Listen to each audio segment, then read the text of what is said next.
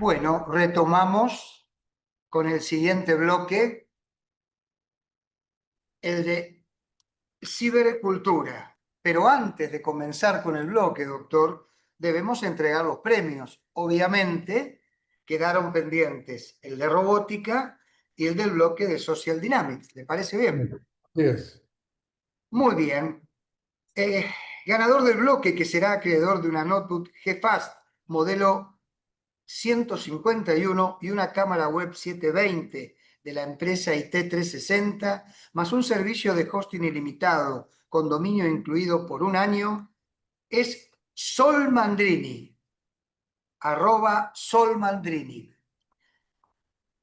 El ganador del bloque de Social Dynamic, que será acreedor de un monitor GeFast T240, una cámara web 720 de la empresa IT360 y un servicio de hosting ilimitado con dominio incluido por un año, ha sido Balta, @gbaltasar. Reitero entonces, Sol Mandrini y G. Baltasar, que seguramente ya deben haber sido contactados por nuestro servicio de Community Managers para acordar la entrega de los premios correspondientes. Así que reciban nuestras felicitaciones y, por supuesto, a esperar el premio mayor, el de el cierre del Congreso, ¿no es cierto? Que obviamente deben participar todos aquellos que han tuiteado a lo largo del Congreso. Y antes de ingresar ahora sí al bloque de cibercultura, les voy a dar los detalles para seguir tuiteando y obtener la posibilidad de participar en este bloque por @city, @city, cibercultura, y así participar por una tablet GeFast MD97, un headset Logitech, una cámara web 720 de la empresa IT360 y un servicio de hosting ilimitado con dominio incluido por un año. Recuerden que serán sorteados aquellos que participen y que, por supuesto, en el próximo bloque estaremos dando el premio correspondiente. Les recuerdo también las preguntas y respuestas, que pueden inscribirse a partir de este momento a través del icono preguntas y respuestas para el bloque en cuestión. Doctor, ahora sí voy a presentar a quien será el moderador del bloque de cibercultura. Doctor Alejandro Fernández es licenciado en informática en la Universidad Nacional de La Plata. Fue investigador en el Instituto Frank Gufa Ipsi Esni en Alemania, donde obtuvo su título de doctor trabajando en temas relacionados al soporte para la colaboración, la gestión del conocimiento y la ingeniería de software. En la actualidad, coordina el grupo de trabajo de computación cuántica del CLEI, Centro Latinoamericano de Estudios en Informática, y es miembro fundador de la Red Iberoamericana para el Avance de la Ingeniería de Software Quanti. Alejandro es el director del Centro de Investigación LIFIA de la Facultad de Informática de la Universidad de La Plata. Es profesor titular con dedicación exclusiva e investigador independiente en la Comisión de Investigaciones Científicas de la provincia de Buenos Aires. Y además es investigador en el CAETI, nuestro Centro de Altos Estudios en Tecnología Informática, Universidad Abierta Interamericana. Estimado Alejandro, es un placer contar con tu presencia nuevamente y lo invito entonces a presentar a su distinguido panel. ¿Cómo estás? ¿Cómo estás, Edelmar? Muchas gracias. Un gusto. Muchas gracias, Marcelo, por la invitación. Muchas gracias, Caeti, eh, por la organización. Quiero a ver si me escucha bien. Ahora Se no te nos escucha estaría. perfecto, Alejandro. Perfecto, perfecto, perfecto. Bueno, como siempre, Bernardo Uberman nos deja la vara alta, siempre nos desafía. De hecho, debemos haber quedado todos entrelazados y superpuestos después de tan buena presentación. Nos deja la vara alta, digo, pero tengo confianza en este equipo que estamos haciendo con José Francisco y con Matías. Vamos a hablar de cibercultura, vamos a combinar cuántica e inteligencia artificial. La forma en la que nos vamos a organizar en este bloque es: primero José Francisco va a hacer una breve presentación, luego Matías va a hacer una breve presentación, Y luego nos vamos a dedicar a hacernos preguntas y dejar que los participantes también hagan sus preguntas. Eh, ok, voy a pasar a hacer una breve presentación de Francisco. El doctor Francisco Chicano es catedrático de la Universidad de Málaga y cuenta con una destacada trayectoria en investigación, con más de 150 publicaciones, múltiples premios, participación en una treintena de proyectos y la supervisión de 7 tesis doctorales, 4 de las cuales ya fueron defendidas. Actualmente ocupa roles editoriales en revistas y conferencias internacionales de referencia en temas de inteligencia artificial y computación cuántica y ejerce como secretario del CIGEVO de la ACM y tesorero de la Sociedad de Especies, ambas sociedades vinculadas a algoritmos evolutivos. El doctor Chicano ha realizado contribuciones en los campos de optimización combinatoria, la inteligencia artificial aplicada a la ingeniería de software y más recientemente a la computación cuántica. Hablando de computación cuántica, que es el tema del panel, Francisco es el cofundador y coorganizador del taller sobre optimización cuántica y en computación genética y evolutiva, cargo que ocupa desde el 22, coorganizador de las 2 ediciones del taller internacional sobre computación cuántica e inteligencia artificial, en una de las principales conferencias sobre inteligencia artificial del mundo, y es director de la formación online y de especializaciones, diplomaturas que ofrece la Universidad de Málaga en estas temáticas. Bueno, espero haberle hecho juicio a los antecedentes de José Francisco con esta breve presentación. José, contanos qué opinas de esto y pone tu postura. Bueno, en primer lugar, muchísimas gracias por la presentación, Alejandro. Muchísimas gracias a la organización por invitarme y darme esta oportunidad para hacer aquí, dar mi pequeño granito de arena a este congreso. Y bueno, felicitar también al profesor Uberman y agradecerle la charla. Es una charla excelente y además, en particular, yo tenía algunas transparencias introductorias hablando un poco de mecánica cuántica y creo que me va a hacer acortar el tiempo en esa transparencia, lo cual me viene muy bien porque ensayando la presentación que tengo preparada, pues me pasaba ligeramente del tiempo que me habían indicado. Entonces voy a pasar a compartir pantalla, a ver qué tal funciona esto. Vale, voy a compartir esta y ahora pues deberían estar viendo mi presentación. ¿Es Sí, así? perfecto. Se ve Sí, sí, Muy perfecto. bien, voy a pasar esto aquí arriba y creo que lo verán mejor. Muy bien. Bueno, pues, ¿de qué voy a hablar? Hay en la intersección entre inteligencia artificial y computación cuántica, eh, hay 2 grandes pilares. Uno es cómo podemos utilizar la inteligencia artificial para mejorar los circuitos cuánticos, y Matías va a hablar un poco de eso. Y yo me voy a centrar en el otro lado, en la otra dirección, cómo podemos usar la computación cuántica para conseguir mejores algoritmos de inteligencia artificial, es decir, resolver problemas que surgen dentro de la inteligencia artificial.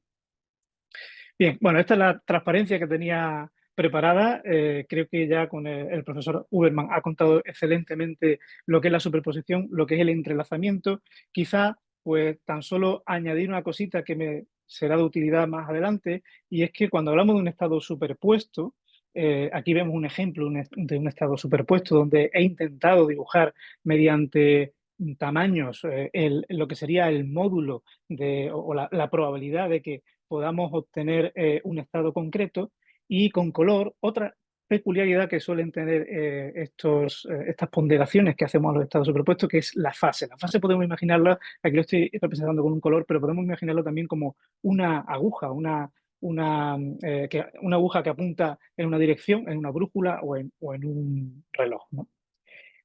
Bien, otra cuestión fundamental cuando medimos, también lo ha explicado excelentemente el profesor Uberman, solo vemos uno de esos estados superpuestos. Es decir, esto está superpuesto mientras no lo observemos. En cuanto lo observamos, el sistema colapsa, llamamos colapso de la función de onda, y solamente vemos uno de los posibles estados. Y la probabilidad de obtener ese estado, pues depende de ese numerito, que es un número complejo que hay en ese estado de superposición, delante de cada uno de los estados de la base.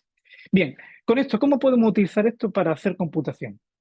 Bueno, pues aquí tenemos un circuito cuántico, no me voy a detener en qué es lo que significa esto de aquí, pero sí pues indicar que lo que hace es aumentar en 1 el valor de una secuencia binaria aquí que representa un número. Entonces, si a la entrada de este circuito cuántico tenemos este estado, que significa, se encuentra la cadena 0010, que representa el número 2 en binario, nos encontramos este estado con certeza. Después de ejecutar el circuito cuántico sobre este estado, lo que vamos a encontrar es esta cadena 0011 que representa el 3, es decir, está aumentando en 1 el valor de ese registro cuántico. Bien, pero ¿qué pasa si ahora lo que damos como entrada es una superposición de dos estados diferentes, dos cadenas distintas, superpuestas, la que representa el número 2 aquí y la que representa el número 6? Bueno, pues al ejecutar este circuito cuántico sobre este estado superpuesto, encontramos a la salida una superposición de dos estados que son pues el 3 y el 7, que son el incremento de 2 y 6 respectivamente. Esto es súper importante, porque ¿qué significa esto? Esto significa que yo puedo tener una superposición de una gran cantidad de estados. Cuando aplico un circuito cuántico, lo que voy a obtener es una superposición de los resultados de haber aplicado ese circuito a cada uno de los estados. Esto es como hacer paralelismo, ¿no? Hoy en día con la GPU esto está muy, muy de moda. Aquí lo podemos hacer con un solo circuito en el mismo tiempo que podríamos hacerlo con una sola solución, podemos hacerlo sobre una gran cantidad de soluciones. Esto es lo que a veces pues, se llama quantum parallelism, paralelismo cuántico, que también el profesor Urban ha introducido. Esto nos ayuda siempre. Bueno, aquí hay que decir también lo malo. Lo malo es que en cuanto midamos, pues se produce el colapso y solo vamos a ver uno de los resultados. Por lo tanto, antes de medir, tenemos que asegurarnos de que con una alta probabilidad yo pueda obtener el resultado que quiero. Y en eso consiste hoy en día la programación cuántica. Es decir, cuando diseñamos un algoritmo cuántico, lo que estamos haciendo realmente es diseñar un circuito que trata de maximizar la probabilidad de obtener aquellos estados que son los que a mí me interesan para resolver el problema que me interese, el problema de optimización o de machine learning o el problema que sea. ¿De acuerdo? En esto se centra. Además, como sabemos que el resultado es probabilístico, normalmente tenemos que hacer esta medida muchas veces y repetirla. Y a partir de esa repetición que vamos a tener una especie de histograma y, si lo hemos hecho bien, aquellas cadenas que son las que a nosotros nos interesa van a tener una probabilidad más alta de salir y además si lo hacemos muy bien, pues esas probabilidades nos permitirán obtener la solución al problema mucho más rápido que un ordenador clásico. Bien, bueno, eso sobre computación cuántica. Ahora, sobre inteligencia artificial, creo que no hace falta decir mucho. Simplemente en esta transparencia aclarar una cosa: la inteligencia artificial no surgió en noviembre de 2022, que a veces es algo que en la calle se confunde mucho. Es algo mucho más antiguo. Normalmente se considera que la inteligencia artificial aparece con este paper de McCulloch y Pitts del año 1943, o sea que tiene ya más de 80 años. Más adelante, Turing, 5 años más tarde, pues propone esa idea de que las neuronas podrían utilizarse máquinas que son capaces de aprender y el término inteligencia artificial aparece en esta conferencia de 1956. Bueno, pero esto creo que la audiencia lo conoce en este contexto. También es una disciplina muy amplia. Hoy en día estamos centrados mucho en Machine Learning y Natural Language Processing, que por supuesto es donde se ha producido una revolución en los últimos años, pero es una disciplina muchísimo más amplia. Nosotros hemos trabajado, por ejemplo, mucho en búsqueda y optimización y ahora estamos trabajando también bastante en Machine Learning.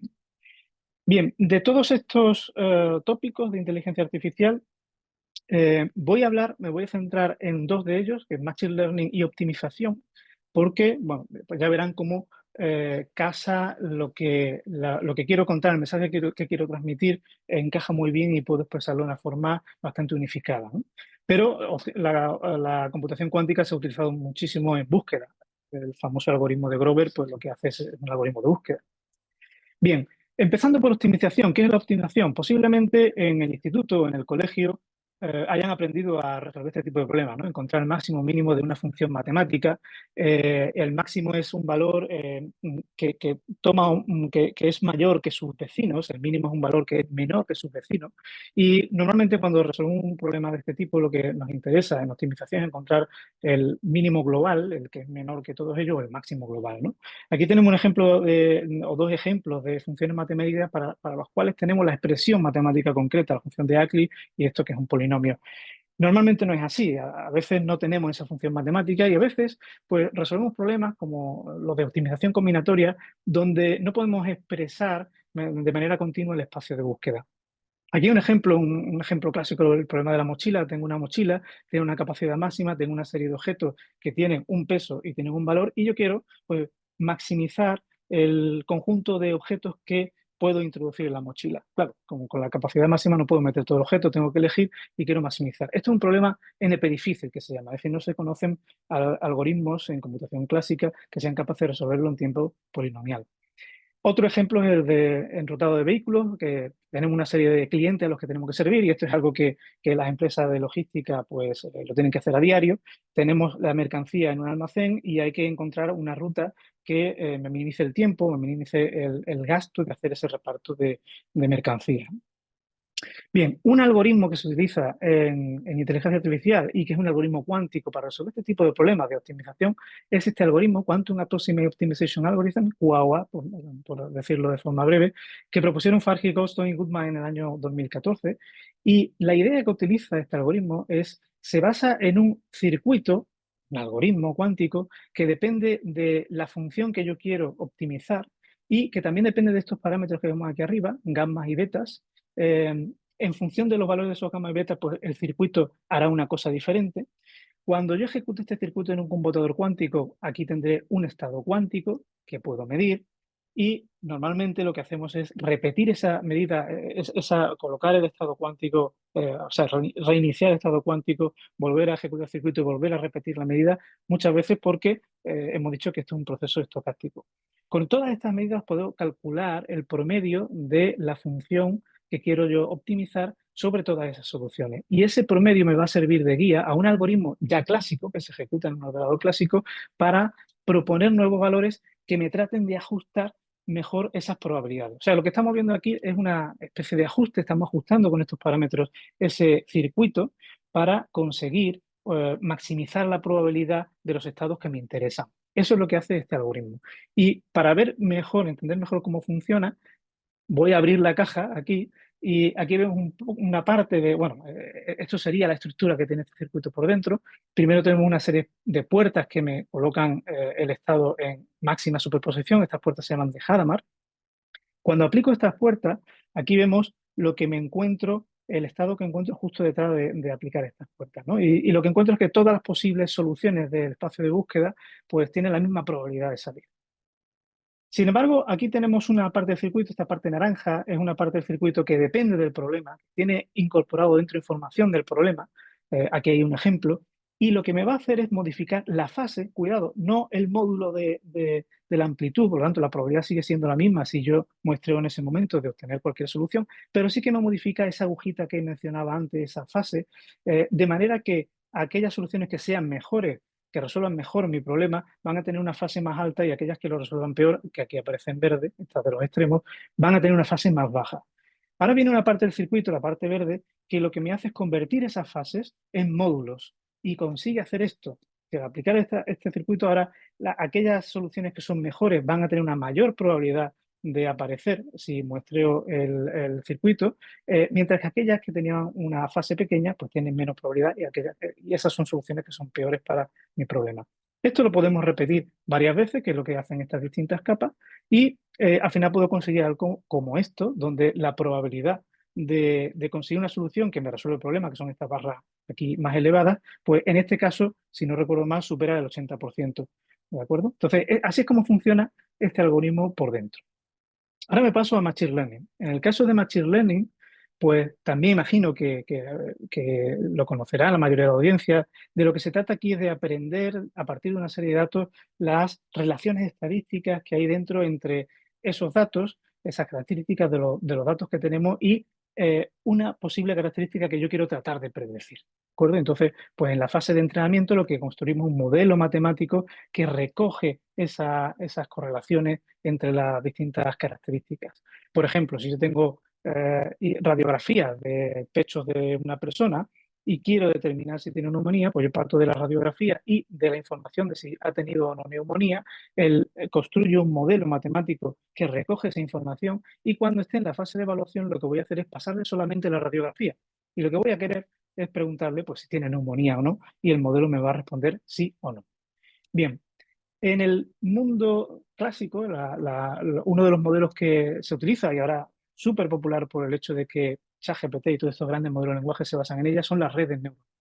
En una red neuronal, pues tenemos este grafo donde cada nodo es una neurona y donde estos ejes son conexiones entre neuronas. Las conexiones entre neuronas tienen un parámetro asociado a ellas, un peso le llamamos. Cada neurona lo que hace es multiplicar ese peso de las entradas que tienen, de los enlaces de las entradas, por el valor que le llega por cada una de esas entradas, suma y después aplica una cierta función no lineal, aquí en este caso el signo, y da una salida. Esa salida puede ser entrada a otra neurona. Bien, cuando decimos que entrenamos una red neuronal, lo que realmente estamos haciendo es ajustar los parámetros, estos pesos W que aparecen en estos enlaces. ¿Qué podemos hacer en computación cuántica? Bueno, pues existen las Quantum Neural Networks, donde la idea es, en lugar de tener esta red neuronal para ajustar, lo que tenemos de nuevo es un circuito con una serie de parámetros y para poder entrenar, pues introducimos las características, ponemos los parámetros aquí, medimos muchas veces y tratamos de comparar la salida que obtenemos con el resultado esperado para calcular un error de entrenamiento que guiará un algoritmo clásico de optimización y propondrá nuevos valores. Como ven, es similar al caso anterior y de hecho, pues no hay ningún misterio, el entrenamiento realmente es un problema de optimización y de ahí que encontremos ese paralelismo. He escogido estos ejemplos precisamente porque tienen un mismo esquema. Y aquí ya me detengo, muchas gracias de nuevo y bueno, pues ahora hablaremos un poquito, ¿no? Charlaremos sobre esto. Muchas gracias, Fran. Muy claro. Deja ya curiosidad latente para el bloque de preguntas. Ahora vamos con Matías. Matías, déjame que haga una presentación un poco formal. El doctor Matías Vilkis es doctor en física, cofundador del grupo de Quantum Machine Learning del Centro de Visión por Computadora de Barcelona. Es director del grupo de consultoría Kutsur. Investigó en laboratorios de gran prestigio, tanto en Argentina, de hecho, él es graduado en Argentina y estuvo en el Instituto de Física de La Plata, estudió en Barcelona, en la Universidad Autónoma, en Los Álamos, en Estados Unidos, en el Los Álamos National Laboratory, donde yo sé que hace poco estuvo organizando un panel en la Quantum Week, que es el evento más grande que hay en nuestra disciplina, en la computación cuántica, tecnologías cuánticas. Sus publicaciones e intereses científicos abarcan tanto las comunicaciones, el sensado o la computación cuántica, la inteligencia artificial, así como el estudio de tecnologías disruptivas como elementos de transformación social. Y esa es una perspectiva que caracteriza el trabajo de Matías. Sus intereses actuales se centran en fortalecer el ecosistema de tecnologías cuánticas sudamericanos y además tengo la suerte de que Matías es mi profesor particular de algoritmos variacionales. No sé cuán buen alumno soy, no lo discutamos hoy, por favor, eso. Bueno, Matías, contanos un poco qué es lo que tenés para compartir con nosotros. Bueno, mil gracias por la invitación a todos los organizadores. Está súper, súper interesante todas estas charlas. Eh, Déjenme tan solo... Bueno, estamos. Me queda una pantalla separada y la otra que no es ideal, pero bueno, la presentación la tengo en otra pantalla. A ver si puedo hacer algo, al menos acercarla. Muy bien. Entonces, esta charla va a ser una charla un poco más ligera que lo que usualmente digo y doy. Están para los interesados y tal, creo que alguna información puse valiosa y está este QR que pueden escanear y este bit.ly que es un link así cortito. Eh, y sin más, me gustaría aprovechar que está este chat con un montón de gente y quizás en alguna charla de esta jornada apareció la foto de este aparato que parece medio de ciencia ficción, pero a lo mejor no. Y creo que está bueno incorporarlo en el sentido común de nuestra sociedad y me parece que al menos en Argentina no está. Entonces... Si tienen ganas de ir poniendo en el chat 2 segundos si lo conocen o no, creo que viene bien. Por si no lo conocen, eh, esto es una foto de un tipo particular de computadora cuántica, que es una computadora cuántica. Bueno, ahí veo una respuesta que es no. Ahí sí, no. Bueno, hay muchos no. Es una computadora cuántica basada en una tecnología muy particular que se llama de superconducción. Y maneja algo que se llama qubits superconductores. El mensaje que quiero dar con esta filimina es que esto existe, es real y no solamente existe y podemos hacer fotos de eso, sino que también podemos mandar códigos. Podemos ejecutar programas. De lo que dijo José Francisco y también Bernardo hace un ratito. Este, por ejemplo, es un código para preparar un estado entrelazado que juega un rol muy importante en un montón de tecnologías que entre ellas mencionaron José Francisco y Bernardo. Entonces, esto es un tipo particular de computadora cuántica. Podemos acceder. Hay otros tipos de computadoras cuánticas, por ejemplo, fotónicas, por ejemplo, que funcionan con átomos cargados eh, o átomos neutros también. Y hay un montón de compañías que están desarrollando esto. Es una realidad, ¿ok? Y, y como toda tecnología, es difícil, como toda tecnología disruptiva, es difícil avanzar y estamos muy en la frontera de lo que sabemos hacer y lo que podemos hacer. Entonces, lo que a mí me interesa como investigador, yo estudié física y después, bueno, uno en los laboratorios y tal hace cierto recorrido, es algo que se llama Quantum Machine Learning, que es intentar mezclar y ver qué cosa interesante surge cuando queremos hacer ciertas tareas de inteligencia artificial con estas computadoras cuánticas o utilizar las herramientas que tenemos súper potentes como ChatGPT, los LLMs y tantas otras cosas para poder intentar avanzar esa frontera y esas limitaciones que tenemos actualmente en la tecnología cuántica. Entonces la gente hace este tipo de esquemas que en un eje tiene el tipo de algoritmo, que si es un algoritmo clásico o es un algoritmo cuántico, como lo que estaba contando José Francisco, o el tipo de datos, que si son bits clásicos o si son bits cuánticos, que le dicen qubits, como lo que contó Bernardo hace una hora más o menos, que están estos qubits que pueden estar en superposición. Entonces, con la C clásico, con la Q cuántico, de quantum en inglés, y entonces tenemos como estos cuadrantes, y la gente separa así, que tenemos Quantum Machine Learning, que en realidad es Classical Machine Learning, CC, o tenemos Classical for Quantum, que es un algoritmo clásico que trabaja sobre qubits que están en superposición, o tenemos una computadora cuántica que intenta ejecutar algoritmos clásicos, como por ejemplo entrenar una red neuronal, o hacer un problema de optimización clásico como estas cuestiones de logística que contó José Francisco, que podrían ser interesantes con el QAOA. O también podemos tener un algoritmo cuántico que funcione sobre datos cuánticos, como por ejemplo poder, bueno, hay ciertas limitaciones que pone la física cuántica. No sé, se me ocurre una hora, si vos querés comunicar información cuántica, bueno, tenés que ingeniártelas para construir un algoritmo cuántico que haga ese tipo de cosas. A mí mucho las clasificaciones no me gustan y me enteré hace poco utilizando estas separaciones de CC, SQ, QC, QQ, que también en España hay un programa que se llama CQC, que es Caiga quien caiga. Y a mí me gusta mucho pensar que en realidad esto de un algoritmo clásico para controlar un sistema cuántico, pero bueno, ¿para qué? Hay un poco de algo cíclico acá y necesitamos sí o sí de esa reciprocidad.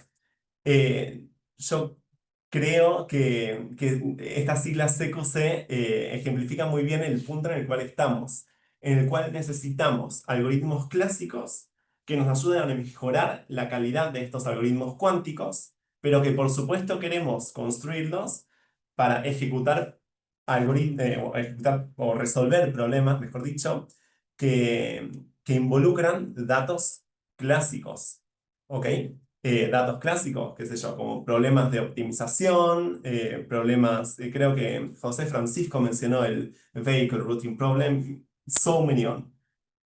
Entonces, lo que yo tenía ganas de hacer ahora, pero es muy brevemente y con esta quizás informalidad que me permito de poner a Pergolini, que es el conductor de bueno, era el conductor de CQC, es mencionar tres situaciones en las cuales realmente necesitamos a los algoritmos de Machine Learning o a la IA para mejorar o para controlar una computadora cuántica. El primer, eh, el primer problema que tenemos es, bueno, macanudo, podemos construir una computadora cuántica, pero ¿cómo acomodamos las diferentes compuertas para poder hacer que lo que ejecute cómo hacemos un circuito cuántico que ejecute algo que sea razonable?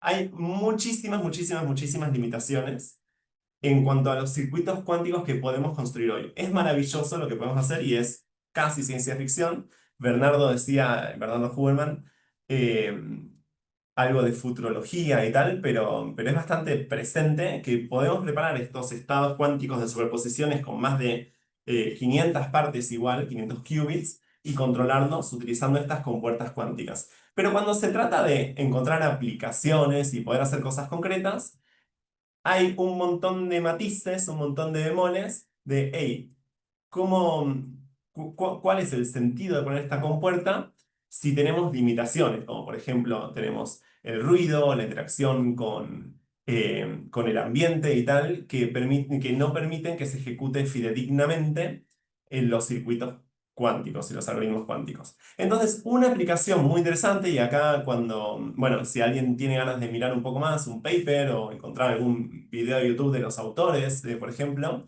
que sirve mucho, ¿eh? No es que sea informal, sino que realmente sirve mucho porque si te pones en el paper a verlo y no entendés de cuántica, es chino básico. La empresa DeepMind, que es la empresa de IA de Google, de investigación, que la conoceremos en otros capítulos por haber desarrollado un algoritmo de IA que juega al Go o al ajedrez, y eso es el estado del arte. Hace poco aplicó uno de estos algoritmos que juegan al Go, el Alpha Tensor, para, para poder descubrir estructuras de circuitos cuánticos que sean más eficientes y puedan, a la hora de enviar el trabajo a la computadora cuántica, puedan compilarlos de una forma más óptima. Y esta es una gran aplicación de la IA para la computación cuántica. Por supuesto que después ese circuito, ese algoritmo cuántico, puede intentar resolver problemas que sean clásicos, sobre datos clásicos, qué sé yo, clasificación de imágenes o detección de tumores, como decía José Francisco. Pero bueno, esto sería un caso de CQC. Otro. Este de acá, el de la foto, es John Martinis, que es el jefazo, digamos, el encargado, que construyó el físico experimental que estuvo a cargo de construir, al menos los primeros prototipos de la computadora cuántica de Google, que en 2019 mostraron algo que en su momento le dijeron supremacía cuántica. Esa supremacía cuántica es un término un poco exagerado, es ventaja cuántica para un problema particular que los supercomputadores, por ejemplo, los que tenemos en Barcelona, del Mare Nostrum y tal, que eh, son muchas, muchas computadoras y es muy potente, no pueden resolver por limitaciones del esquema y el paradigma de la computación clásica. Pero que sí pueden resolver estas computadoras que John Martinis construye y tantos otros. Ahora, estas computadoras, así como cualquier aparato, qué sé yo, como una radio, por ejemplo, se nos descalibra, se nos va de sintonización, ¿no? Y tenemos que volver a sintonizarlo o a calibrar las diferentes componentes que son muchas, muchas, muchas. Y entonces una gran limitación que tenemos a la hora de calibrar es el tiempo que lleva calibrar estos equipos. Pueden fijarse en esta nota que puse acá de Quantum Insider, donde John Martinis dice que sin automatizar, mediante IA por supuesto, la calibración de estos ordenadores cuánticos, sería imposible ejecutar los algoritmos que ejecutamos hoy, cuánticos, ¿no? Y un ejemplo que dice para las computadoras actuales es que hay ciertas tareas que si de no estar automatizadas llevarían 2 horas o 10 minutos automatizadas. Bueno, hay un montón para comentar de eso. No es una anécdota y no sé cómo enfatizar. Estoy aprendiendo mucho a enfatizar en este tipo de charlas. Hay empresas dedicadas a esta, empresas que están valuadas en miles de millones de dólares. Un producto de esta empresa que se llama Quantum Machines, que son los encargados de hacer esta charla entre las supercomputadoras clásicas y las computadoras cuánticas. Un producto que tienen es la calibración automática de todos estos dispositivos, ¿ok? Bueno, ese es otro caso de uso. Y uno más tiene que ver con esto que mencionó Bernardo también, que es la gran limitación que suena aburridísimo, suena muy, muy aburrido, que es la corrección de errores cuántica. Es muy aburrido, pero es muy importante. Y después cuando te pones a ver lo que sucede, en verdad, no es tan aburrido. Entonces, ¿de qué se trata todo esto? Ocurre de que, no sé si escucharon hablar del gato de Schrödinger, que cuando vos abrís la caja, el gato colapsa, se dice, va en lugar de estar en una superposición de vivo y muerto, vos lo ves o que está vivo o que está muerto. Bueno, para poder espiar si hay un error en el cómputo, bueno, pasa lo mismo, estás rompiendo el cálculo, estás interrumpiendo la mitad, y entonces todo el esquema de computación cuántica no nos estaría sirviendo. Para eso necesitamos desarrollar protocolos de correcciones de errores cuánticas y para hacer eso introducimos redundancia, aumentamos mucho, mucho, mucho la cantidad de qubits donde desparramamos la información y medimos la información midiendo ciertos qubits redundantes. Por eso es tan difícil poder ejecutar algoritmos que sean de aplicaciones industriales hoy en día, porque necesitamos incrementar la cantidad de qubits que tienen nuestras computadoras. Bueno, ok. Hay muchas imágenes, hay mucho que comentar sobre esto, hay grupos enteros que no es el mío, donde se investigan estos algoritmos de corrección de errores cuánticas, pero para que se hagan una idea de la limitación tecnológica, y creo que eh, esta es una muy buena imagen, cada segundo para poder hacer corrección de errores sobre una computadora cuántica de 1000 qubits, sería necesario procesar 100 terabytes de información en tiempo real y poder actuar sobre eso. 100 terabytes suena algo medio abstracto, pero es toda la información que tiene Netflix en la nube, globalmente. Y eso hay que hacerlo por segundo para controlar una computadora cuántica de 1000 qubits que está ahí en la frontera de lo que podemos hacer ahora. Entonces hay mucha electrónica, hay mucha algorítmica que se está desarrollando ahora mismo sobre la corrección cuántica de errores y en particular una pieza fundamental que se usa es la IA para poder actuar en tiempo real sobre esa información que medimos, que no es poca información, son 100 terabytes por segundo, y poder actuar sobre la computadora cuántica para aplicar ciertas compuertas y corregir ese error. ¿Ok? Entonces, ahí también se usa inteligencia artificial. Y no es una anécdota. Detrás del chip este de Google que se llama Willow, que salió en el noticiero, creo que el año pasado ya, eh, está la IA, facilitadora de todo esto. Entonces, otro ejemplo más de CQC. Porque al final, claro, queremos una computadora cuántica más allá para ejecutar tareas de descubrimiento científico, como descubrir nuevos materiales y tal. También queremos ver si podemos ampliar la gama de soluciones a ciertos problemas muy, muy complejos que tenemos a la hora de hacer optimización. Bueno, esas serían tres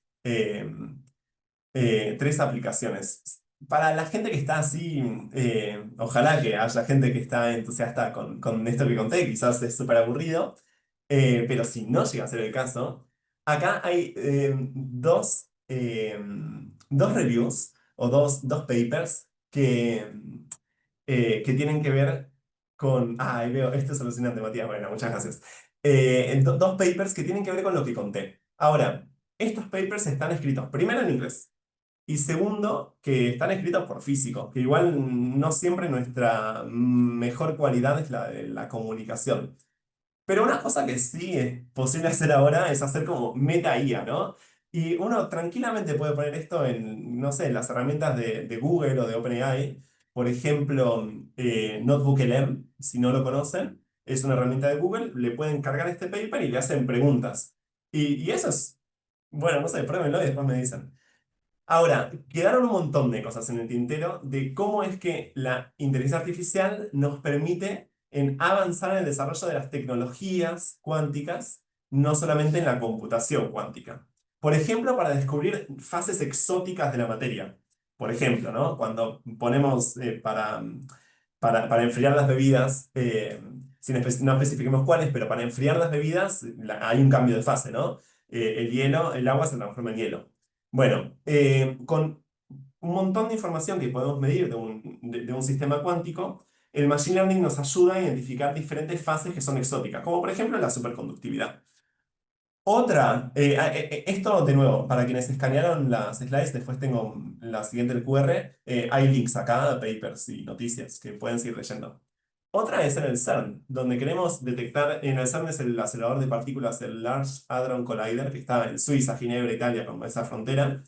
Eh, es muy candente la pregunta de cómo podemos utilizar algoritmos cuánticos de Machine Learning para detectar eventos que son muy raros que nos permiten descubrir nueva física, pero lo que se usa ahora mismo en el CERN son algoritmos de Machine Learning clásico para hacer algo que se llama Anomaly Detection. Bueno, el mensaje que se tiene que llevar del CERN es, hay algoritmos muy sofisticados de IA que nos permiten avanzar en nuestro entendimiento de la física fundamental, que es la física cuántica y el modelo estándar, y más allá. Y después lo último, lo que contó Bernardo Huberman sobre estas redes de comunicación cuánticas, bueno, ahí también está metida la IA.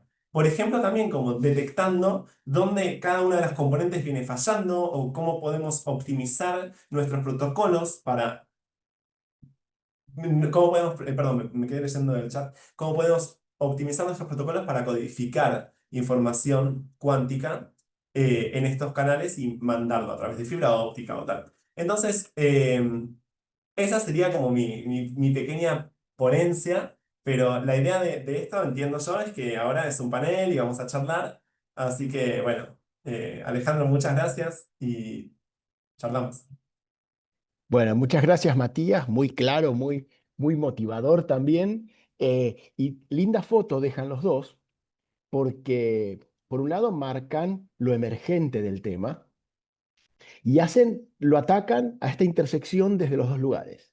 Eh, José Francisco, primero como la IA, la cuántica, eventualmente va a dar más potencia a las IA, pensando, por ejemplo, la idea de qué es una red neuronal construida por qubits, esto de los circuitos variacionales. Y después venís vos, Matías, y atacás del otro lado y decís, pero incluso ahora, todavía antes de llegar a esa computadora cuántica que nos va a hacer la IA cuántica, podemos usar la inteligencia artificial clásica para avanzar más rápido en el desarrollo de la computación cuántica. Así que es como un huevo y gallina, pero nosotros podemos manipular un poco qué queremos que avance, si el huevo o la gallina. Así que súper interesante la foto que sacan. Eh, Les voy a empezar a tirar unas preguntas mientras miro acá supongo que por el chat me van a tirar también, ya capturé alguna, pero quiero partir sin que nos quedemos trabados en eso, quiero partir de un análisis de situación que nos permita un poco separar humo de realidad, estado actual de estado futuro, entusiasmo de ser un poquito críticos. Y me engancho de esta palabra que los dos mencionaron, que es ventaja, que después le dimos varias vueltas, dijimos ventaja, supremacía, utilidad. Entonces, quisiera que los dos un poquito, sin quedarnos en ese tema, porque es tema para debatir, eh, intentemos dar una foto que combine ser un poco críticos con entusiasmo respecto al estado actual de computación cuántica, combinado con inteligencia artificial o no. Hagamos esa foto. Arranca el que quiera. A ver, Bueno, ay, perdón. José no, no, Francisco, adelante, arranca vos adelante, porque adelante, adelante. entonces, a ver si decodifico bien la consigna, lo que queremos charlar ahora es sobre ventaja cuántica y cuánto hay de humo en todo esto y cuánto hay de... Quisiera que, para después seguir hablando de inteligencia artificial y cuántica, primero quisiera que saquemos rápido desde la perspectiva de ustedes, Matías primero, después José Francisco, ¿dónde creen que estamos ahora? Si quieren usar las palabras ventaja, la palabra utilidad, de paso aprovechamos y las definimos porque es interesante saber usarlas. ¿Dónde creen ustedes que estamos? Y combinen entusiasmo con espíritu crítico. A los dos les pido esa foto. Bueno, arranco yo entonces. Sí, sí, sí, sí. Es una pregunta difícil de atacar, por supuesto. Eh, las personas que trabajamos en esto y tenemos como cierta visibilidad y tal, por supuesto, bueno, yo, pero después hay mucha gente que dirige equipos muy, muy grandes y tiene responsabilidades mayores, ¿no? Pero al final de cuentas estamos hablando frente a, no sé, 500 personas. Es difícil a la hora de transmitir y comunicar el punto en que estamos porque no lo sabemos. Y en esto yo creo que lo mejor que podemos hacer, quienes estamos frente a esta pregunta y por responder, es no lo sabemos y que no lo sepamos también dice algo.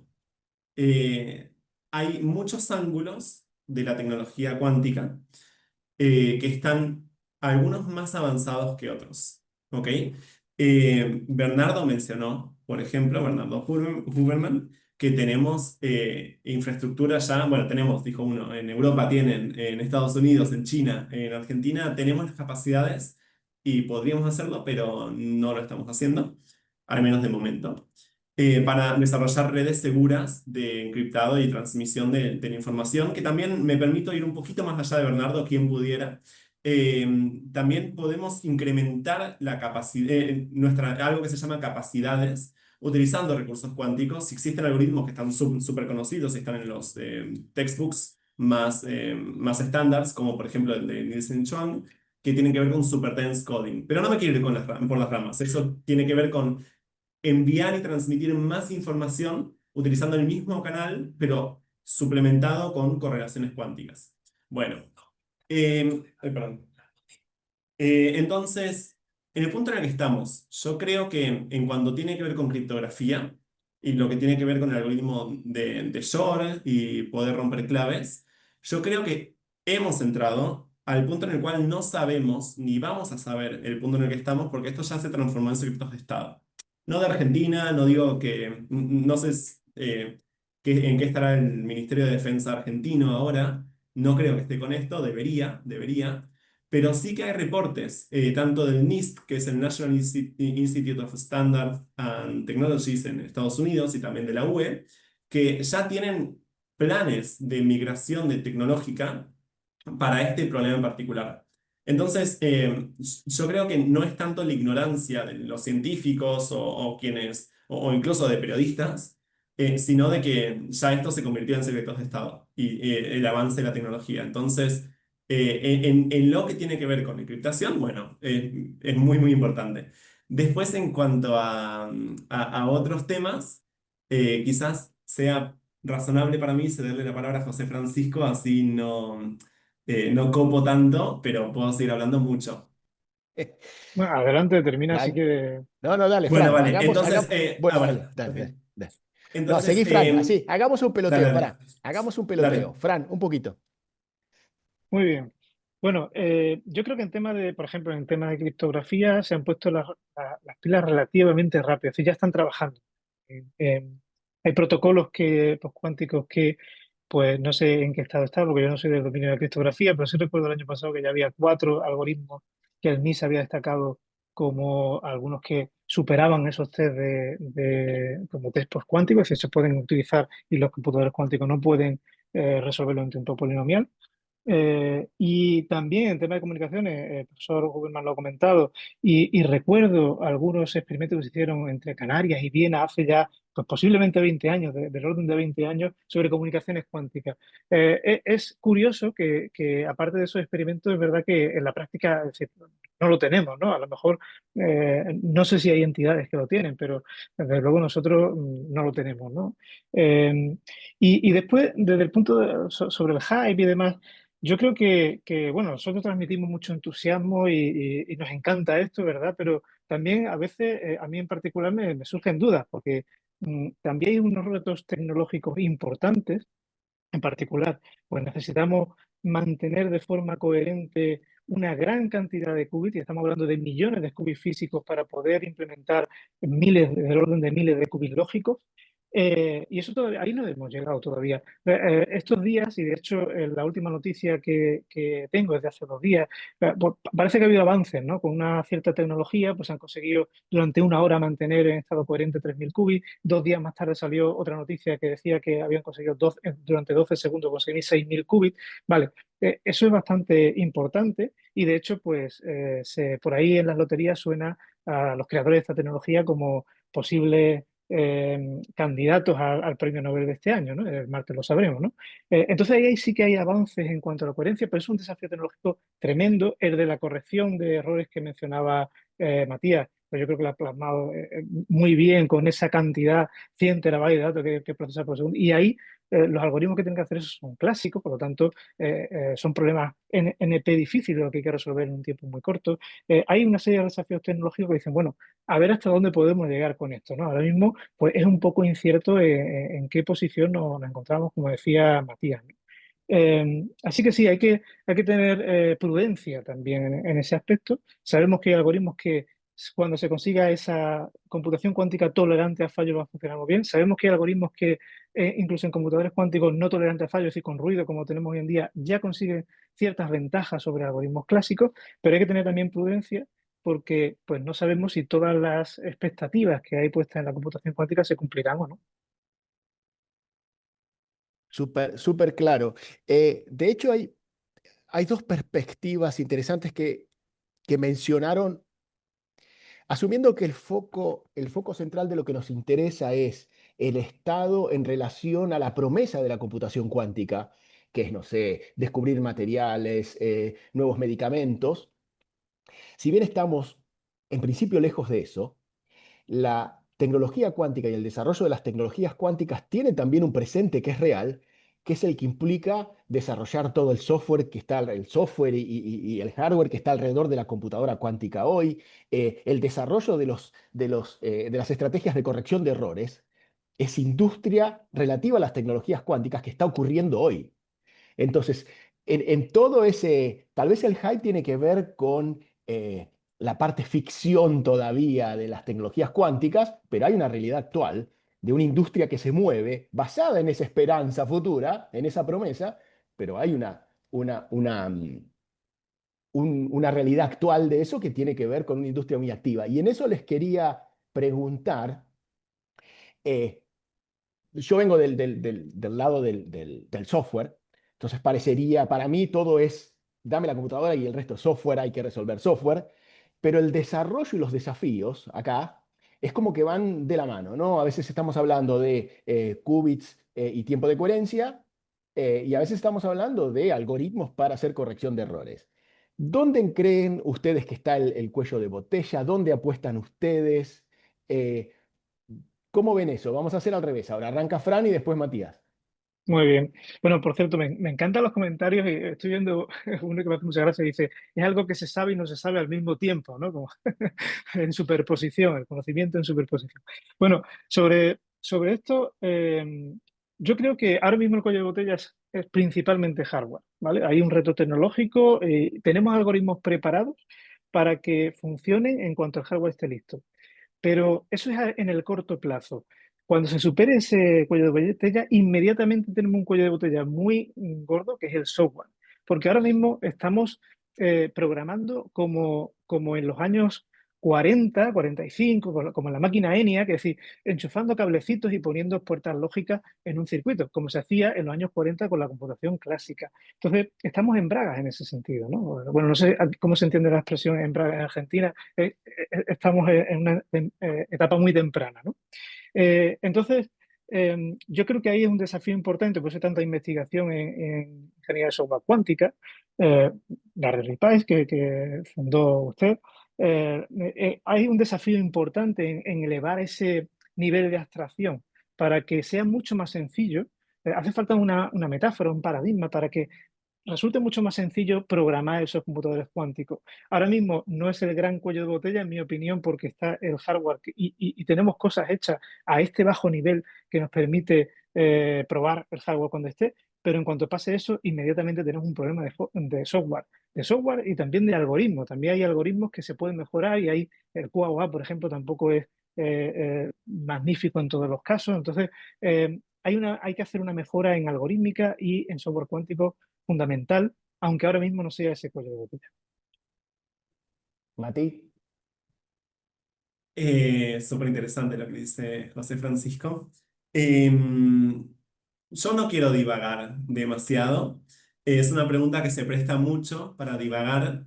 En estos meses, bueno, yo tuve una exposición y un diálogo con gente que tiene cierto peso en la industria de la cuántica a nivel mundial, un peso muy importante, y he discutido mucho sobre esto y cuáles serían los beneficios, las limitaciones, si es el momento adecuado, si no, cómo hacer para desarrollar o impulsar un ecosistema de tecnologías cuánticas a nivel sudamericano, apoyando el RIPAISC, apoyando otras iniciativas. Pero si uno mira a otros sectores del mundo, incluyendo, bueno, África, que no es menos, Asia, Norteamérica, Europa, hay planes a largo plazo. Eh, Creo que el cuello de botella regional es que no tenemos un plan. Y, y eso creo que tiene que ver con un problema más de índole social, y no estoy descubriendo la rueda acá, pero que tiene que ver con la comunicación entre diferentes estructuras sociales. Y eso aplica tanto, en mi opinión, y no quiero divagar demasiado, puertas para adentro de la comunidad de tecnólogos y científicos de cuántica, donde es muy, muy difícil estar súper informado sobre el avance y el estado actual de la tecnología, porque como dijo Fran, hay un paper por semana que es un milestone sobre mantener coherencia durante no sé cuántos minutos, o corrección de errores, o tal y cual. Eh, y ese problema de comunicación, al menos científico-tecnológico, no lo tenemos. Pero eso yo creo que va un poco más allá. Y si uno mira, hay un cambio muy, muy grande, que no solamente es tecnológico, sino también de estructuras sociales, del avance de la tecnología, que por supuesto está liderado por grandes empresas y no necesariamente por grandes universidades. Esto creo que es muy debatible, incluso yo podría retractarme, pero bueno, da para mucho para charlar. Em, yo creo que el gran cuello de botella, más allá de pensar en la corrección de errores o en fabricar qubits, o cómo son los láseres y las frecuencias y convertir diferentes frecuencias para transmitir por los canales de fibra óptica actuales y todos esos problemas tecnológicos, yo lo digo siendo científico, yo creo que son pequeños árboles que nos tapan un poco el bosque. A mí me parece que el cuello grande de botella que tenemos ahora tiene que ver con las estructuras de las empresas y cómo las empresas tienen que repensar sus líneas de negocio utilizando tecnologías cuánticas. No por un problema que vaya a ser ahora en Navidad o el año que viene, pero sí en 5 años. Creo que ese es el gran cuello de botella. No hay forma, o al menos yo no me imagino cuál es la forma para que las empresas se incorporen en sus diferentes líneas de negocio, no la cuántica, sino un equipo de físicos cuánticos o de ingenieros de software cuántico, para desarrollar y fortalecer sus líneas de negocio actuales y, y un poco alfabetizarse con la cuántica. Yo creo que ese es el gran cuello de botella. No hablo de la tecnología, ni hablo de las aplicaciones, que también hay muchísimos cuellos de botella, y soy el primero en resaltar esos problemas. De hecho, hace poco moderé un panel ahí en Nuevo México hablando sobre no los problemas que tenemos de hardware, sino de software, de cómo diseñar algoritmos nuevos. Esos problemas están, pero yo viendo un poco, intentando ver la big picture, ¿no? El bosque, yo creo que es un problema social muy grande en el cual esta transición tecnológica va a costar mucho más sin la organización adecuada. La pregunta que ayuda mucho a poder posicionar todo esto es ¿cuánto costó la transición a la IA o cuánto está costando para diferentes empresas o entidades gubernamentales? La IA clásica es bastante intuitiva en ese aspecto. Yo sé que no es intuitiva, pero permítame decir que es intuitiva comparado con la física cuántica, en la cual ni siquiera los físicos la terminamos de entender. Entonces, esa transición tecnológica va a costar, por un lado, por esta intuición, pero por otro lado, porque la cantidad de gente que estamos capacitados, no para liderar, no para formar equipos ni hacer investigación, sino para hablar de cuántica, incluso en un nivel básico, esa cantidad de gente es muy poca en el mundo. Entonces, yo creo que los cuellos de botella grandes, un cuello de botella sería grande o chico. Bueno, ya la imagen se ve, pero es un gran cuello de botella ese. Muy bueno. Sería un cuello de botella crítico, angosto. Eso, Eh, sí. Interesante porque sumás una perspectiva más. Hasta ahora una de las visiones es la de la película de Kevin Costner que decía, build it and they will come. Like, poner los computadores cuánticos y el software y los casos de uso van a volver, van a venir, como si fuera magia, ¿no? Traer el computador cuántico. Ah, de hecho me acabo de enterar que Brasil anunció que compraron el primer computador cuántico de Brasil grande. Dicen que el primero de Latinoamérica, 100 millones de dólares, todavía no sé de cuántos qubits. Bueno, entonces, trae la computadora y los casos de uso van a venir y el software va a venir. Lo que charlábamos con Fran es que cuando venga la computadora, cuando estén ahí las computadoras con capacidad, nos vamos a encontrar, ojalá no, que nos está faltando capacidad para hacer software. Y vos, Matías, lo que planteás es, no hay que perder de vista el formar a quienes van a ser los generadores de demanda para que puedan generar esa demanda eh, desde un saber, ¿no? Con criterio. Tiraste el siguiente, no sé si dijiste eso, pero yo lo resumí así. Tiraste un siguiente tema más que es recursos humanos, fuiste para recursos humanos. eh, que tiene que ver con esto de generación de ecosistema. De hecho, ya estuvimos también en un panel que organizaste vos hace un tiempo hablando de cómo es un ecosistema regional de industria, empresas, universidades. Eh, Charlemos un poquito, porque el público se renueva y ese fue otro panel. ¿Cómo es ese ecosistema? ¿Qué tendríamos que poner en juego para ir preparándonos para ese futuro? Ahora hacemos Matías y después Fran. Y de paso, Fran, lo que quisiera que nos cuentes es cómo están en Europa preparando ese ecosistema, ¿no? Mati, arranca vos. Eh, bueno, otra pregunta que es muy difícil de contestar, pero Yo no hago preguntas fáciles. Cuando tengo dos panelistas de este nivel, no hago preguntas fáciles, sobre todo porque yo no tengo que contestar. a mí me gustaría hacer hincapié en dos cuestiones al respecto. La primera es que, bueno, yo hace 6 meses que volví a Argentina después de estar 7 años en Barcelona, donde hice mi doctorado en física y luego hice el grupo de investigación en el Centro de Visión por Computador de Quantum Machine Learning. Eh, Desde que volví a Argentina está circulando esta idea de que un ecosistema se fortalece, no es que se crea, porque ya tenemos un montón de laboratorios y equipos de investigación y de desarrollo incluso, regionalmente, no solamente en Argentina, en toda Sudamérica, que son súper prestigiosos.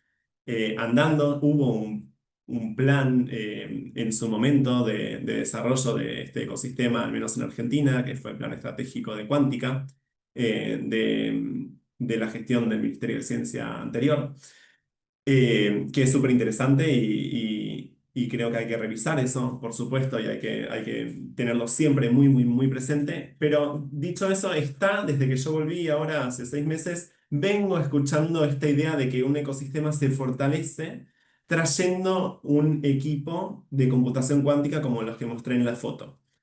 Hay muchas opiniones al respecto, podemos estar comentándolo días. De hecho, como decía Alejandro, hace 2 semanas estuvimos desde la Asociación de Física Argentina discutiendo sobre esto y más en el evento anual.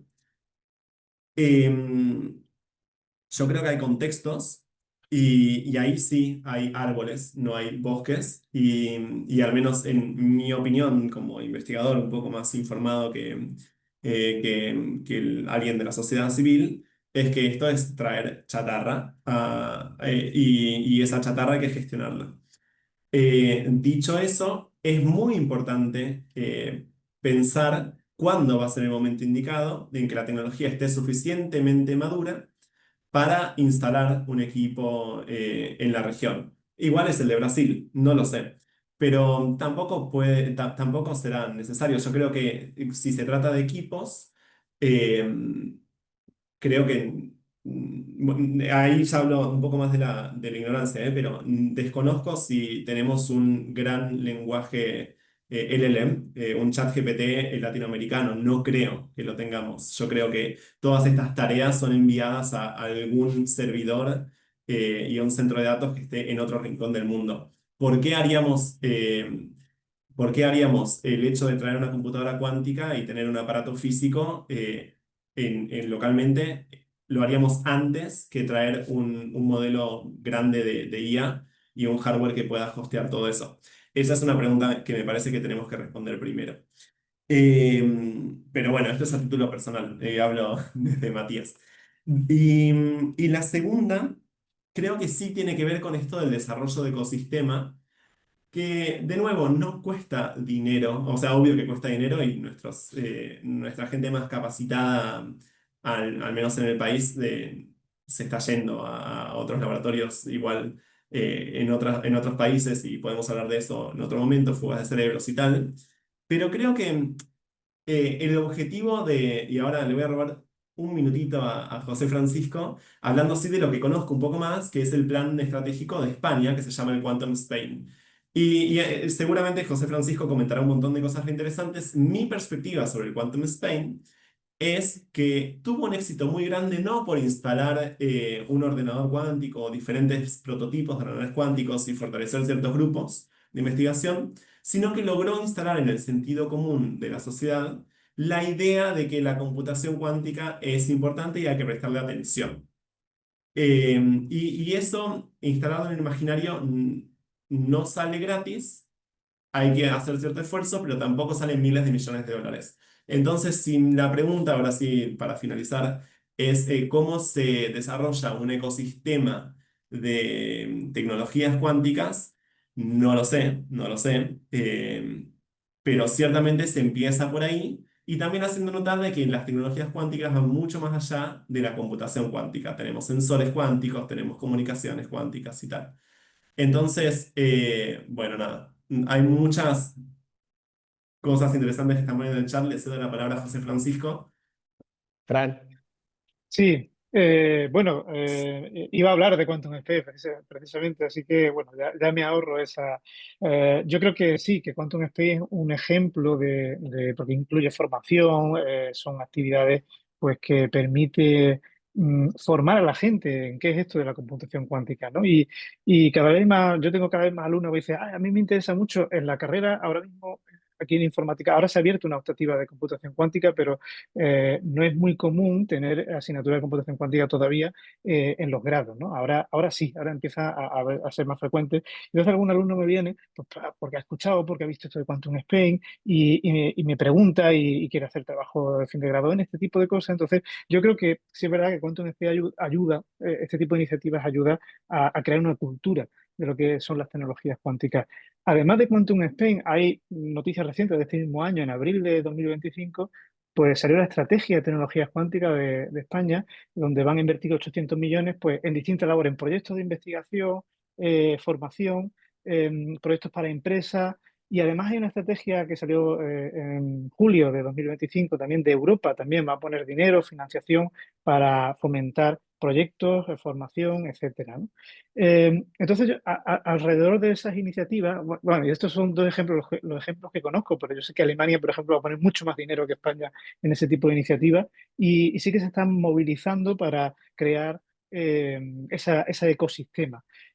Ahí tengo que decir que, por ejemplo, hay ahora las empresas, los últimos proyectos en los que hemos colaborado con empresas o que hemos solicitado en convocatoria, todavía las empresas, a algunos directivos no les ha calado eso de qué es de las tecnologías cuánticas, pero quieren meterlo. Es decir, cuando te proponen un proyecto y dices, hacemos esto y tienen un problema súper complicado con miles de variables y además lo queremos hacer con computación cuántica. Pero bueno, quizá no sabe a qué nivel estamos y en qué punto estamos entre el hype, ¿no? y las expectativas.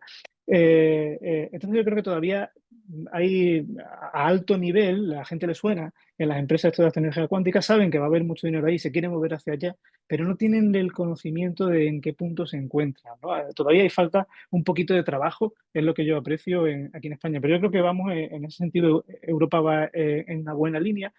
No sé si tarde, hay noticias de que dice que quizás ya vamos demasiado tarde, pero bueno, eso siempre se dice con cualquier cosa, con la IA también, y la IA es bastante cierta a lo mejor. Entonces, aquí sí que se está, pues, con dinero y con iniciativas, creando este tipo de ecosistema. Aquí en la UMA, por ejemplo, nosotros hemos creado esta iniciativa Quantuma, que puse el logo en la primera transparencia, donde nos reunimos los distintos grupos de investigación, que cada uno estamos trabajando en tecnología cuántica, pero de un punto de vista diferente. Hay grupos de ciberseguridad, grupos de química cuántica, grupos de fotónica, y hemos creado esta iniciativa para dar visibilidad a nivel de la universidad a estudiantes, creamos eventos, ahora tenemos el KissKit Málaga Fest de IBM. Entonces, con estos eventos conseguimos crear, o intentamos al menos, crear esa cultura de qué son las tecnologías cuánticas, para qué sirven y también poner los pies sobre la tierra, ¿no? Sobre en qué estado se encuentra. Claro, excelente, porque además, a ver, cuando yo cuento la anécdota de Brasil compró el computador cuántico, yo aclaré que eso era en el marco de una estrategia, y los dos hablaron de estrategia. O sea, viene primero la estrategia, y porque uno sabe que hay un momento en la estrategia de desarrollo de capacidades cuánticas en el que vale la pena comprar un computador, al que se le va a dar uso, ahí entra el computador. Lo del computador es anecdótico, es parte de un poco de haber Ahí notado, sí, ya llegaron, ¿no? si se me permite, si se me permite Acote, interrumpir. acote, acote. Em, Hay cosas que son anecdóticas y hay cosas que no son anecdóticas. Y depende en qué contexto uno cuente un chiste. Volviendo a, no sé si escucharon ahora hace poco la radio esta de Pergolini, que alguien hizo un chiste de mal gusto y creo que lo despidieron. En otro contexto igual no hubiera colado ese chiste, hubiera colado lo que sea. Traer un ordenador cuántico a Argentina hoy del orden de 100 millones de dólares equivale a una cuarta parte del presupuesto anual para hacer ciencia e investigación, al menos pública, que es la única forma en la cual se puede hacer ciencia de impacto y a esta escala. Una empresa no va a poner 100 millones de dólares para traer Vale. Entonces, en ese contexto, en un contexto de fuga de cerebros y tal, en un ambiente muy, muy sensible, como son los de las agencias de investigación, ahora mismo en las universidades, donde hay un presupuesto muy, muy bajo, debajo de la línea de pobreza, eh, claro, es una estrategia que igual no es la óptima, porque tenés que buscar un equilibrio entre diferentes sociedades. Y la sociedad científica ahora mismo no es que esté en crisis, pero igual sí. Y bueno, hay que pensar muy bien regionalmente si es la mejor estrategia, al menos para Argentina. Eh, no creo que sea un copiar y pegar, como hicimos con la Constitución en su momento, o como hicimos, o como Quantum Spain traerlo para acá. Creo que es sutil. Y por otro lado, la otra cosa que me gustaría comentar es que eh, no es, es, es complejo también el balance que hay que hacer con la cuántica y la sociedad, Yo no digo que esté mal, así como Bernardo Uberman tampoco dijo que estaba mal, sino que es muy interesante las analogías que se pueden hacer y las imágenes que se pueden traer de otros campos, un poco más, menos del rigor científico, pero no así menos interesantes, como puede ser el budismo, como pueden ser terapias alternativas. Y es muy fácil si nos metemos a googlear y tal, o si salgo a la calle acá en La Plata, hay como un tarot cuántico o sanación cuántica y tal. Eh, y, y siempre la ciencia, y en particular la física cuántica, se prestó, igual por estos fenómenos tan esotéricos, a, a poder vender ese humo. ¿Ok? Así como en la computación cuántica no va a resolver problemas exponencialmente más rápidos explorando todos los universos y tal, sino que es algo que hay que tener un poco más de cuidado a la hora de comunicar qué es lo que va a hacer y qué es lo que hace y cómo funciona. Eh, También hay un rol de responsabilidad social para con cómo planteamos esta estrategia. Y no sería nada nuevo que la sociedad haga un mal uso de los términos y conceptos de la física Escúchame, cuántica. Mati, y aprovechando y conecto con Mati y los dos, conecto con alguna de las preguntas que capturé del foro. Esto no tiene que ver con formación, no solo formación de doctorandos, digamos, que más allá de que esa es la apuesta que hay que hacer y que se está dejando de hacer. eh, ¿Cómo es el tema de formación de recursos humanos? Que es algo que veo que en el chat recurre. ¿Cómo lo ves, Matías, Francisco? Y creo que con eso tenemos que cerrar. Porque básicamente esta discusión, para tener esta discusión que estamos teniendo con propiedad, eh, hay que tener formación en distintos niveles, no solo acerca del qubit, ¿no? Formación de ciencia, de desarrollo estratégico, como formación gerencial en esto, formación doctoral. Entonces, ¿cómo ven el tema de, en ese ecosistema que veníamos discutiendo, la formación? ¿Qué tipo de formaciones? ¿Cómo tenemos que apostar? ¿Dónde? Y como para ir cerrando. ¿Querés, Fran, a- ¿querés querés- empezar vos? Hacé Fran vos primero, porque sabemos que Matías si no, nos va a dejar sin tiempo. Eh, bueno, una pregunta interesante y complicada a la vez, ¿no? No me había planteado quizá en qué punto hay que incidir, pero yo creo que es importante, por las conversaciones últimamente que he tenido con empresas sobre todo, no hace falta que conozcan la física cuántica para saber qué puede hacer.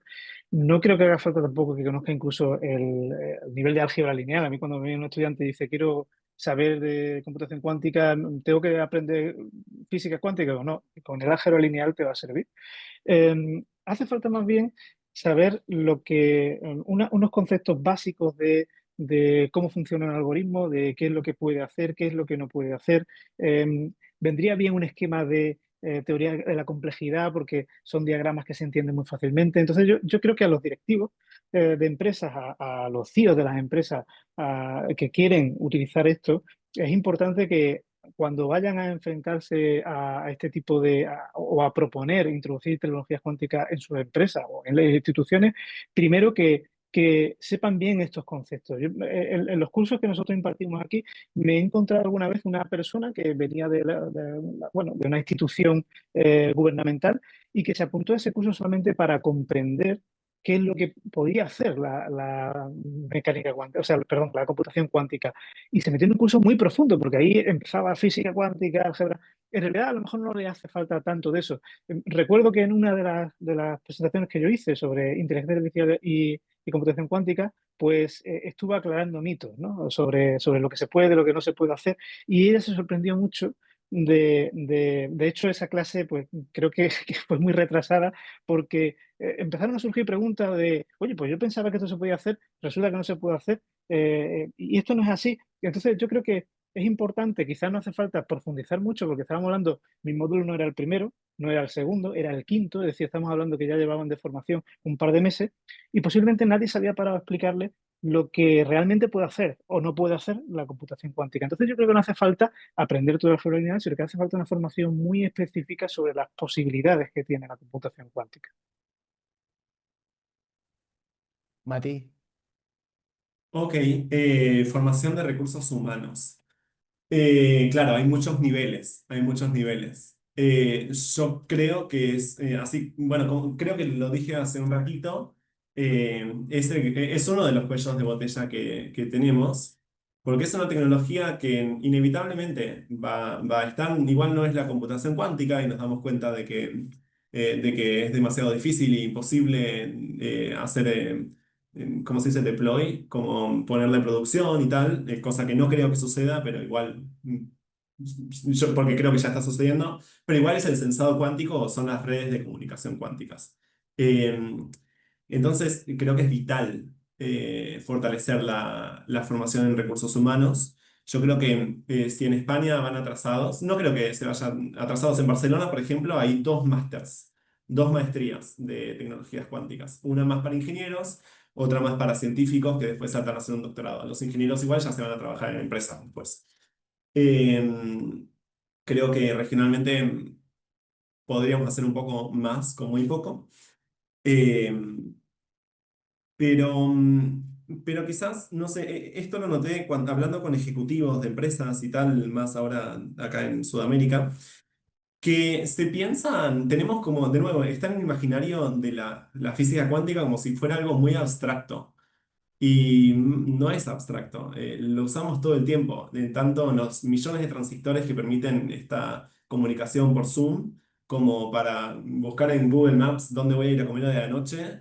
Usamos GPS que funcionan, necesitan medir el tiempo muy precisamente y tan precisamente que utilizan fenómenos de la cuántica para los relojes atómicos, que no es algo que solamente tenga un satélite en China y lo que sea, más allá de que nosotros también tengamos satélites en Argentina. Acá en el Parque Pereira, Iraola, hay un reloj atómico. No es algo nuevo, ni mucho menos. Eh, entonces, creo que ahí estamos muy atrasados y hay un rol de los comunicadores científicos y divulgadores, que pueden ser los mismos científicos también, pero también hay gente que se dedica solamente a eso, que es muy importante y habría que fomentarlo más, habría que buscar la manera de incentivar todo eso. Eh, y después, quizás me gustaría, para cerrar, hacer hincapié otra vez, perdón que sea repetitivo y tal, pero dentro de nuestra comunidad, que sería la comunidad de los que hacemos ciencia y alta tecnología, como es las tecnologías cuánticas, alta tecnología porque es muy compleja y está como en la frontera de lo que es posible y lo que no, de acuerdo a la física. Yo creo que tenemos problemas de comunicación muy grandes. Y a mí me pasó en Barcelona que salté de hacer el doctorado en física teórica y algo quizás en una comunidad muy cerradita, que sería la física matemática, a un ambiente de ingenieros. Es muy valioso el rol que tenemos los físicos teóricos, porque somos quienes entendemos en profundidad, digámoslo así, la física cuántica, aunque bueno, todo esto sea muy debatible. Los ingenieros son los que hacen posible y hacen real todas estas ideas locas que los físicos tenemos.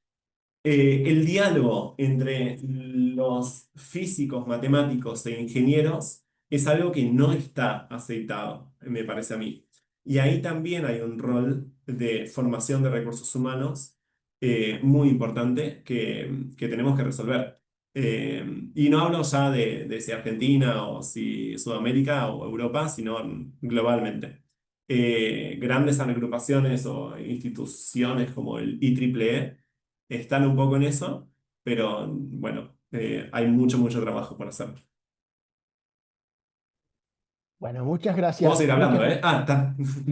no, no, no. Muchas gracias a ambos.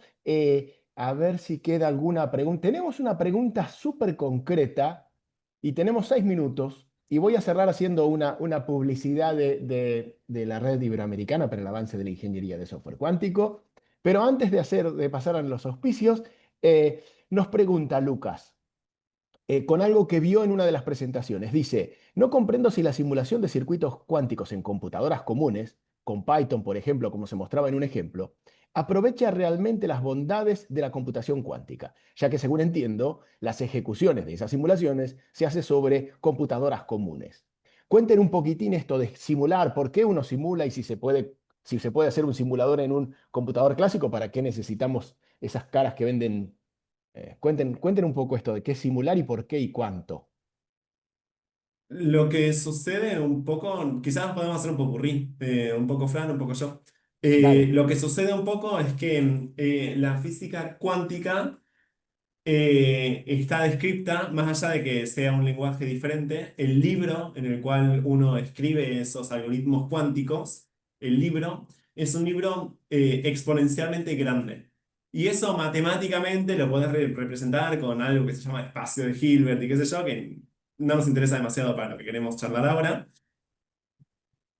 Pero sí nos interesa decir de que los sistemas cuánticos tienen partes y esas partes interactúan. Y esa interacción es lo que diferencia la física cuántica de la física clásica y la computación clásica. Esta superposición cuántica de entrelazamiento cuántico. Para describir sistemas de diferentes partes necesitamos un libro, o sea, no sé si esa metáfora es medio Sí. rara esa imagen, pero háganse la imagen. Algoritmos cuánticos con una lapicera, escribimos sobre una página. Esa página es un sistema cuántico y después, claro, está en un libro que es muy, muy grande, ¿ok? Ahora, si esos sistemas cuánticos tienen diferentes partes, el tamaño de ese libro crece exponencialmente. ¿Ok? Si hablamos de qubits, que no son los únicos sistemas cuánticos, tenemos qubits, tenemos n bits, o sea, pueden ser de sistemas de 3 niveles, 4, pero eso ya sería irme por las ramas y qué fácil que es irse por las ramas. Todo eso crece como 2 a la n. ¿Ok? Entonces, eso no sucede en la computación clásica. Y si queremos simular, qué sé yo, una molécula, por ejemplo, qué sé yo, no sé, imagínate de cafeína, que tendrá unos 50 electrones que hay que simular, necesitamos un 2 a la 50 entradas, ¿ok? Y eso está sobre los límites que podemos hacer en la computación clásica. Y no está sobre los límites prácticos, sino sobre los límites de que jamás vamos a alcanzar. Porque necesitamos más átomos del universo y toda esta historia la habrán escuchado en otra parte, y si no, bueno, es la primera vez y bienvenidos. Entonces, podemos simular sistemas que tengan del orden de 33 partes cuánticas, pero ya si pasamos esa frontera, como crece exponencialmente, si ponemos 2 a la 34, creo que el récord está en 33, por eso digo, ya no lo podemos hacer, ¿ok? Entonces, esa es la primera cosa. No sé, Fran, si querés comentar otra cosa más. Sí, bueno, yo puedo, por resumir, la respuesta es no. Es decir, no es posible aprovechar, o sea, cuando estás simulando un circuito cuántico, no tienes ventaja cuando lo simulas. El tiempo es exponencial, como estaba explicando Matías, por esa razón, ¿no? Porque el espacio de Hilbert crece de forma doble exponencial. Entonces, es imposible aprovechar o conseguir esa ventaja cuántica simulando el circuito en un computador clásico. Necesitas un computador cuántico para realmente conseguir esa ventaja, ¿vale? Esa es la respuesta rápida. Entonces, esto de simular es cuando uno tiene sistemas suficientemente chiquitos, puede simularlos para entenderlos, por ejemplo. Pero después, cuando quiere Efectivamente. resolver el caso real, necesitaría una computadora cuántica. Por eso a veces Quizás simulamos. ¿Eh? un detallito más, un detallito más. Podemos partir las tecnologías cuánticas en un montón, pero una es simulación cuántica y tiene que ver con Ah, utilizar sistemas cuánticos para para Mm, simular simular cosas sistemas cuánticos físicas. más Eso, complejos. eso, Por Claro, eso es otra ejemplo, cosa. claro. un gran problema que tenemos ahora es cómo hacemos para distribuir toda la energía. Consumimos mucha energía, la IA va a consumir el 99% de la energía que producimos para el 2030. Esas son las proyecciones. Hacemos centrales nucleares para alimentar ChatGPT, etcétera, etcétera. Es un gran problema. La superconductividad, que nos permite transferir energía casi gratis, podría ser una buena solución. Ahora, para entender la superconductividad, que es un fenómeno extremadamente cuántico, necesitamos computadoras cuánticas, Computadora necesitamos cuántica. mejores Es bueno, modelos, entonces. eh, ¿ok? entonces tenemos la palabra simulación como simulación es un campo de aplicación de la computación Mm. cuántica para poder simular sistemas complejos, por ejemplo, cuánticos. Y después el otro término que es un programa cuántico, un circuito cuántico Si es muy chiquitito, lo podríamos simular en un computador clásico, por ejemplo, para entenderlo. Son dos usos, dos acepciones del término simular que no hay que confundir. Bueno, estimados, nos podemos quedar, si no nos echan, nosotros nos quedamos 2 horas acá. Eh, pero me parece que casi nos van a echar. Aprovecho que alguien ya puso en el chat el link a LinkedIn de la Red Iberoamericana para el avance de la ingeniería de software cuántico, que también tenemos un podcast, tenemos en YouTube. La idea de esta red, que de alguna forma auspicia, acompaña este panel, es desde los saberes que ya tenemos, el recorrido que hemos hecho en ingeniería de software clásico, ver cómo aportamos para que cuando o a medida que la computación cuántica madura, acompañemos desde esos saberes, ¿no? Con metodologías, herramientas, testing, estrategias para hacer testing, lenguajes de programación cuántico, mecanismos de abstracción, librerías. Así que si les interesa, además de la intersección inteligencia artificial cuántica, que pueden mirar las páginas y los LinkedIn de Matías y José Francisco, si les interesa la intersección ingeniería de software, computación cuántica, busquen RIPA-ISC. Bueno, y ahí veo que ya vinieron Marcelo y Edelmar que nos están por echar, así que nuevamente agradezco a los dos, agradezco a Matías y Francisco. Como siempre, muy entretenidas estas charlas. Muy bien, Alejandro, muchas gracias. Muchas gracias. Alejandro, para nada. La verdad, entretenidísimo. Mati, Francisco, la verdad, dos genios. La verdad, moderación tuya muy buena. Me encantó el tema de esto de tomar conciencia de la computación cuántica y desmistificar un poco del marketing que a veces, bueno, está muy de la mano, ¿no? El otro día hablamos de estas computadoras cuánticas personales que realmente es más que nada algo que realmente no tiene mucho peso desde el punto de vista científico y que en cierta forma no, capaz no abona para, para lo que es el concepto de la computación cuántica y la ingeniería que realmente que también se vincula. Me hubiera gustado también poder escucharlos ustedes con respecto a la energía, ¿no? Es decir, las posibilidades de estos países como nosotros en Argentina, vos que estás acá, Mati, en Argentina, la posibilidad de que nosotros somos exportadores de energía nuclear, y que realmente es creo que es una de las energías, como físico, lo puede decir mejor que yo, más limpias. Tenemos espacio libre, tenemos en el sur temperaturas muy frías, lo cual creo que hay oportunidades también para poder armar esta granja como realmente han hecho en España, ¿no? Esta granja de servidores cuánticos para poder realmente conceptualizar y poder, en cierta forma, entender un poco más de estas tecnologías particulares. Así que muy bien, felicitaciones. Esta no va a ser ni la primera ni la última. Creo que esto da mucho para hablar. Viene ahora otro bloque, si ustedes tienen ganas de escucharlo, viene de la Universidad de Salerno. Uno de los primeros bloques va a hablar de la computación cuántica. Cristian Carmen Espósito va a hablar de la computación cuántica aplicado a la seguridad, hacia el tema de las redes y la optimización de redes. Vos creo que algo, Mati, lo habías planteado, así que, bueno, si quieren escucharlo también van a tener. Y por supuesto otros temas que tienen que ver con la arquitectura y el hardware para que esto realmente funcione. Ahí nos quedaremos escuchando. Chao, Cristian, ¿cómo estás? Todo bien, todo bien. Chao, Bueno, chao. un gusto realmente, agradecidos a todo el panel. Permítanme realmente decirles que alguien que recién está entrando en el tema ha aprendido muchísimo de lo que ustedes acaban de presentar. Así que imagino también que el público en general se debe ver nutrido de vuestra información. Muchísimas gracias. Hasta la próxima. Chao, gracias. Bueno, Nos y vemos, nos antes de vemos. ingresar, doctor, en el próximo bloque, por supuesto que complete al público en general la encuesta, que para nosotros es muy interesante. Y también vamos a aprovechar, doctor, también a comentarle a nuestro público quién ha sido el ganador del sorteo del bloque de cibercultura. Recordemos que han participado con una tablet GeFast MD97, un headset Logitech, una cámara web de 720 de la empresa IT 360 y un servicio de hosting ilimitado con dominio incluido por un año. Ya tenemos al ganador, que seguramente se debe haber conectado con nuestro equipo de Community Manager, y él ha sido lex@alexbeget02. Así que Alex, felicitaciones y seguramente, reitero, estarás en contacto con nuestro equipo de Community Manager. También quiero comentarles que para ingresar al equipo o al trabajo de arquitectura, en este caso, arquitectura y desarrollos tecnológicos innovadores, estamos entrando en el último sorteo, en el último sorteo del Congreso.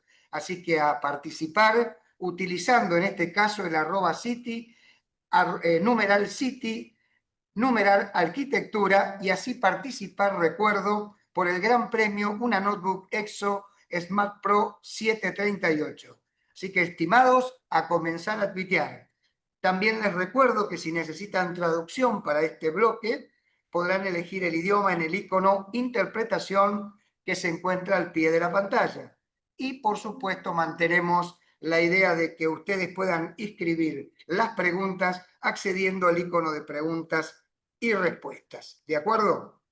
Así que, estimados, voy a invitar a su última salida, en este caso al equipo de Community Manager, para que nos den las últimas novedades y últimos agradecimientos. Supongo, Daniel, que estás por ahí. ¿Cómo estás, Edelmar? Acá estoy. Bueno, ya estamos llegando a la recta final. Lo bueno es que seguimos teniendo la misma cantidad de interacciones. No hubo ningún cese en cuanto a los comentarios y la buena onda que nos fueron proporcionando durante toda la jornada. Y la verdad que es un privilegio para nosotros contar con esos mensajes. También queríamos agradecer, como les había comentado en la anterior salida, a medios que nos han sacado, que nos han publicado, como es Radio Nacional, AM870, FM Libertad 101.5, Radio Pilar, FM 100.3, C5N y Radio AM con Voz. Y por otro lado, también agradecerle a los sponsors AR Computación, que es venta de insumos informáticos, destacándose por precios competitivos y entregas a domicilio, y Veneta, servicios integrales de impresión adaptados a las necesidades empresariales, optimizando costos y tiempos. Muchísimas gracias a todos los sponsors que nos acompañaron y bueno, ahora más que nunca les recomiendo a todos que sigan tuiteando que ya está, se viene el último bloque y finalizado el último bloque se anuncia el gran ganador. Así es, Daniel. Muchísimas gracias a vos por toda Muchas tu gracias a ustedes. tarea. Ha sido muy amable y muy claro como siempre. Gracias.